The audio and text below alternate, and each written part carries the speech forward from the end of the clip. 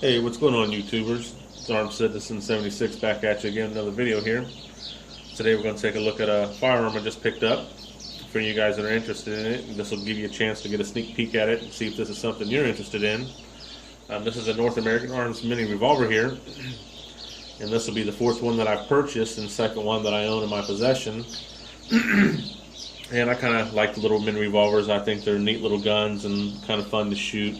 Really don't serve any other purposes other than my little pocket one, which I do use as my backup. I keep it in my pocket as if a lot of people keep a pocket knife.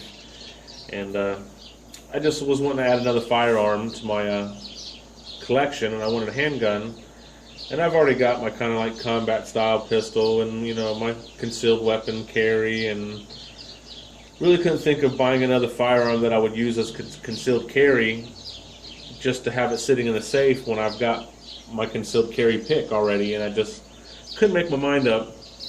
And I figured I'd start collecting some of the revolvers, which I do have a Ruger Super Black Hawk Hunter Edition, which I use for hunting.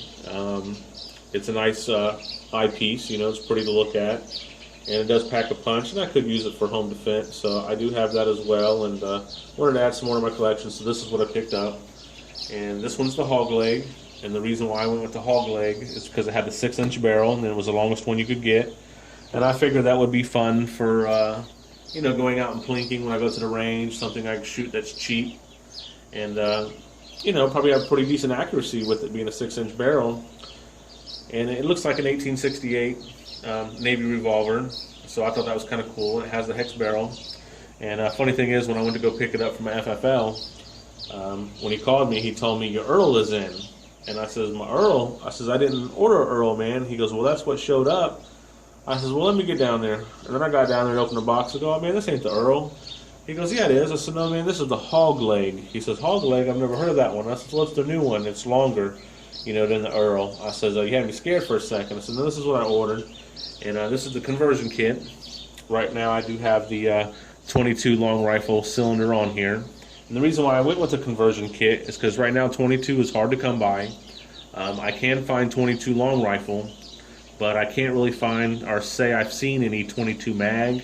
So I didn't want to buy the 22 mag version and not be able to have any ammo for it. And right now, you know, I have 22 long rifle, so I figured I'd get the conversion one. That way I could shoot both of them.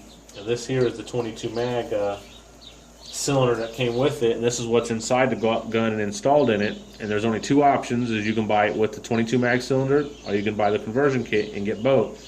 And being I had no 22 mag ammo, I went ahead and took the 22 mag cylinder out, which has no markings on it, and put it in the wrap, stuck it in a box, and went ahead and stuck my 22 long rifle cylinder in it, which it's marked with an L on the front of the cylinder.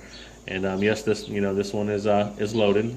It's revolvers, so when I have revolvers in the house, I do tend to keep them loaded because there's really no springs to wear out in them like you do in your automatics. Like my concealed carry, every 3 months I change out the magazine in it, and I rotate between 3 magazines to try to keep from wearing out the springs so much.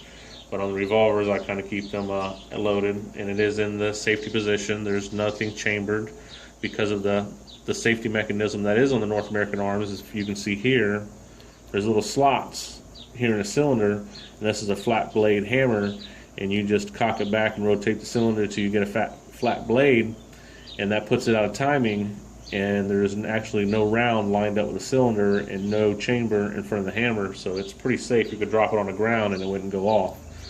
So I think that's pretty cool, but we'll go ahead and unload it, and I'll show you how you do that, and we'll take it out real quick. Kind of got these two little ears right here, if you can see. You just kind of squeeze on those and pull back, and then that lever will drop down, which is kind of fake because the cylinder still don't come out. And you got this pin here, and you kind of just pull this pin out. But first you want to go ahead and put it in half cock position. You heard the first little small click, hammer didn't move very far, and then point it in a safe direction, and then pull your pin out. Pin is out came cylinder, easy as that. Go ahead and show you. There's all 5 rounds. It holds 5 rounds. Cylinder is empty.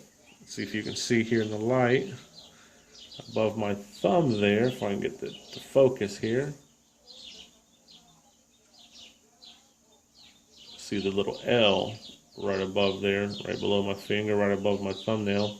There's an L, and that stands for the long rifle one. You can kind of tell the difference when you hold them up a little bit. This one's just a hair smaller. But I think it's pretty cool, and I kind of like the way it unloads, and it's a real small pistol. And the other one that I was looking at that I almost bought, instead of buying this one, I was looking at getting another Ruger.